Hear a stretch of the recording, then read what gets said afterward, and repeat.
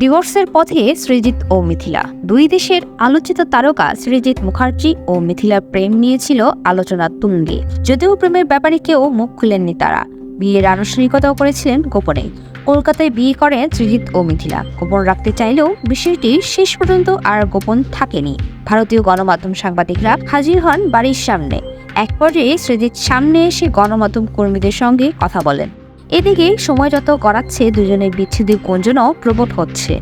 সৃজিত ও মিথিলা নিজেদের কাজ নিয়ে ব্যস্ত। তাদের আর আগের মতো ঘনিষ্ঠভাবে দেখা যায় না।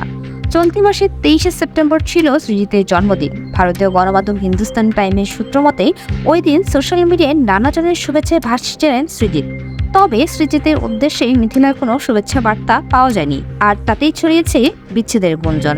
বিয়ের পর মেয়ে আইরাকে নিয়ে কলকাতাতেই থাকছিলেন মিথিলা। বছরখানেক পর মেয়েকে নিয়ে দেশে ফেরেন মিথিলা।